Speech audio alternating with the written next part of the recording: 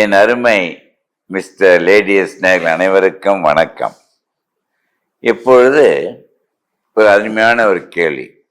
உடற்பயிற்சி செய்யும் பொழுது செய்வதால் இதயம் வலிமை பெறுகின்றது, இதயம் நன்றாக இயங்குகின்றது, இதயத்திற்கு மிகவும் நல்லது. இது அனைவரும் உலகம் அறிந்த ஒரு உண்மை.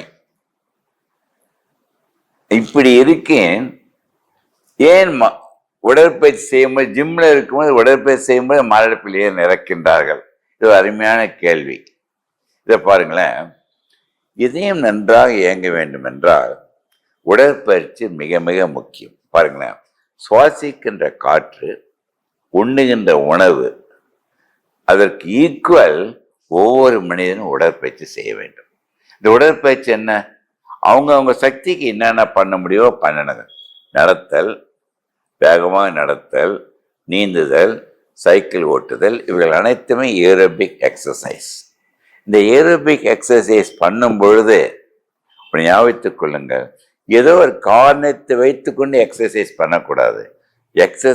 எக்ஸசைஸுக்காக பண்ண வேண்டும். இந்த எக்ஸசைஸ் பண்ணும் பொழுது என்டார்பின் என்ற ஹார்மோன் சுரந்துவிடும். அந்த என்டார்பின் என்ற ஹார்மோன் சுரக்கும் பொழுது, முதலே சொல்லியிருக்கேன், உங்களுக்கு எல்லாருக்கும் தெரியும், இரத்த குழாயில் ரத்தம் படியாது, கொலஸ்ட்ரால் அடைப்படாது, ரத்தம் உறையாது, இரத்த குழாய் வேகமாக சுருங்காது. இது மூன்றும் தடுக்கின்ற சக்தி என்டார்பின். அதை கூட்டுவதற்கு ஒரே ஒரு வழி உடற்பயிற்சி. உண்மையில் சொல்லுகின்றேன், இந்த 80 வயது சொற்களிங்கும் குறைந்தது 2 மணி நேரம் உடற்பயிற்சி செய்யாவிட்டால் காலையில் நான் டிஃபன் சாப்பிட மாட்டேன். அதுக்குதான் நான் சொல்றேன். இப்போ நான் 8வது மாடியில் இதயத்தில் தலைவராக இருக்கின்றேன். இந்த 8 மாடி சிலருக்கு சொக்கலிங்கம் இன்று வரை ஒரு முறை கூட லிஃப்டை பயன்படுத்தியது கிடையாது. படிக்கட்டில் தான் ஏறி செல்கின்றேன். புதுசாக லிஃப்ட் மேன் வந்தான் சரவணன்ட்டு. சார் லிஃப்ட்ல வாங்கலன்னா, ஏன்பா தொந்தரவு பண்றேன், லிஃப்ட்ல வாங்க சார், மேலே சீக்கிரம் போயிடலாமேன்னா. மேலே சீக்கிரம் போகக்கூடாதுதான் உடற்பயிற்சி இன்றியமையாக ஆக்கி கொண்டேன். ஸோ உடற்பயிற்சி என்பது இன்றியமையாதது. அது வரும்பொழுது இன்னொன்று முக்கியமாக பாருங்களேன், இதயத்துக்கு மேலே இந்த இரத்த குழாய்கள் இருக்குது, கொரோனரி ஆர்டரிஸ். உடற்பயிற்சி நன்றாக பண்ணி கொண்டு இருப்பவனிடம் ஞாபகம் வைத்துக் கொள்ளுங்கள், அவர்களிடம் என்ன ஆகுன்னா, அந்த ரெண்டு right and left coronary arteries, அது 2லேருந்து 3 மில்லிமீட்டர், அவைகளுக்குள் ஒரு கொலாட்ரல் டெவலப் ஆகிடும். இன்டர் கனெக்ஷன், அதாவது natural bypass within the coronary arteries or intra or inter கொரோனரின்ட்டு அந்த இரத்த குழாயில் அந்த பைபாஸ் நேச்சுரல் நடந்து விட்டால் அவர்கள் மாரடைப்பு ஒன்று வருவதே கஷ்டம், வந்தாலும் உயிரிழக்க வாய்ப்பில்லை. அதுக்கு என்டார்பின், உடற்பயிற்சி, எக்ஸசைஸ். இப்போ நம்ம 9 மாடி ஏறி போவோம்னு சொல்லிட்டு நேரில் யாராவது போனீங்கன்னா 3வது 4வது மாடியிலே போக ஹார்ட் அட்டாக் கூட வந்துடும். நான் பழகி அந்த எக்ஸசைஸ் டாலரன்ஸை டெவலப் பண்ணி அந்த எக்ஸசைஸ் இன்டூரன்ஸ் எனக்கு தெரியும், அதை வைத்து நான் பண்ணி கொண்டு இருக்க வேண்டும். ஸோ பெஸ்ட் எக்ஸசைஸ் எது தெரியுமாங்க? நீங்கள் ஜிம்மில் போய் ட்ரெட்மில்லில் போகிறத விட லிஃப்டை நீங்கள் தவிர்த்து விட்டு படிக்கட்டில் ஏறி இறங்கினா அதோடைய எக்ஸசைஸ் ரொம்ப நல்லது. இந்த இடத்துல இன்னொன்று சொல்கிறேன், நிறைய நம்ம நேயர்கள் பார்க்குறேன், இந்த ஜிம்முக்கு போகிறாங்க, ஜிம்முக்கு போய் அந்த ட்ரெட்மில்லை வேகமாக வச்சு, ஸ்பீடாக வச்சு, அந்த இன்க்ளினேஷன் அதிகமாக வச்சு இந்த மூட்டுக்கள் தேய்மானம் அடையிற அளவுக்கு எக்ஸசைஸ் பண்ணாங்கன்னா, இப்போ நியூயார்க்கில் ரிசர்ச்சில் கண்டுபிடிக்கப்பட்டேன்னு தெரியுமா, இந்த மிஸ்யூஸ் ஆஃப் ட்ரெட்மில்னால் என்ன ஆகுது, யங்ஸ்டர்ஸ் 40 வயதில் 40% 2 நீவை ரீப்ளேஸ் பண்ணுறாங்க. ஸோ எக்ஸசைஸ் அனைத்தும் இதயத்தை ஸ்ட்ரென்தன் பண்ணுறது மட்டுமல்ல, மிகவும் வைத்துக் கொள்ளுங்கள், இதயத்தை ஸ்ட்ரென்தன் பண்ணும் பொழுது மசில் தசைகள்ல ஸ்ட்ராங் ஆகுது இல்லை, அந்த எக்ஸசைஸ் அளவுக்கு உங்களுக்கு வேண்டியதான் பண்ண தவிர ஓவர் ஸ்ட்ரெயின் பண்ணி அந்த ஜாயிண்ட்டுகளை டேமேஜ் பண்ணக்கூடாது. சரி, மறுபடியும் இந்த கேள்விக்கு வரேன், ஏன் எக்ஸசைஸ் பண்ணும்போதே இறக்கின்றார்கள்?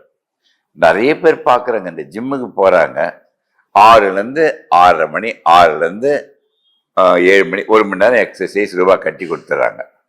அந்த எக்ஸசைஸ் பண்ணுறது என்ன பண்ணுறது, அது ஆத்திரமா வெறித்தனமா குறிப்பிட்ட நேரத்தில் வேகமாக பண்ணி ஹார்ட் பீட்டை அதிகமாக கூட்டின, வெயிட்லாம் கூட்டணும்னு சொல்லி அந்த என்டார்பின் சுரப்பதுக்கு பதில் அவர்கள் அட்ரினல் சுரக்க ஆரம்பித்து விட்டால் சின்ன கீரல் வந்து ரத்த குழாயில கிளாட் ஆகி அங்கேயே மாரடைப்பில் இறந்துடுறாங்க. உனக்கு சொன்ன சமயத்தில் நீங்கள் பயந்துருவீங்க. என்னுடைய மாணவி ஒரு 23 வயது, அவர் திருமணம் ஃபிக்ஸ் பண்ணியிருக்காங்க. 1 கிலோ வெயிட்டை குறைக்கணும்னு நினச்சி 6 மணிக்கு எக்ஸசைஸ் பண்ணி உடனே அவங்க டைம் பார்த்து வேலைக்கு வரணும்னு சொல்லி அதை ஆத்திரத்தோடு பண்ணும் பொழுது அந்த கீரல் வந்து இது பாருங்க ரத்த குழாயில் இந்த கிளாட் ஆகி அந்த மாணவி இறந்து விட்டால் அந்த இடத்தை யாரும் காப்பாற்ற முடியவில்லை. So exercise must be ton as exercise. அதற்கு காரணம் இல்லாமல் என்டார்பின் சுரக்கின்ற அளவிற்கு எக்ஸசைஸ் பண்ணுங்க. ஆத்திரத்துடன் வெறியுடன் செய்தால் பின்விளைவுகள் அதிகமாகிடும்.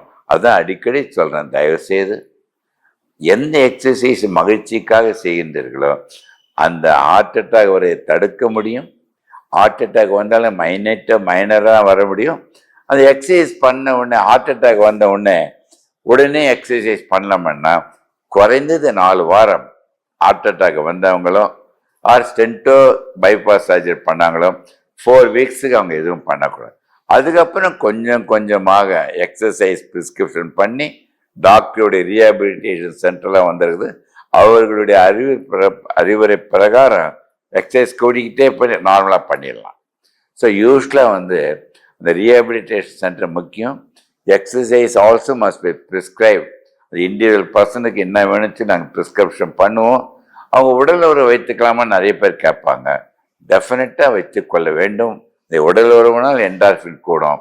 ஆனால் குறைந்து 4 வாரத்திற்கு தவிர்த்து விட்டு அதுக்கப்புறம் ரொட்டீனாக வச்சுக்கிட்டா அதுவும் ரொம்ப ரொம்ப நல்லது. அதில் மாற்று கருத்து இல்லை. ஸோ முக்கியமானது அந்த எக்ஸசைஸ் வந்து இட் மஸ்ட் ஹேட் ஹாப்பினஸ். அந்த எக்ஸசைஸ்னால் மகிழ்ச்சி அடையணும்.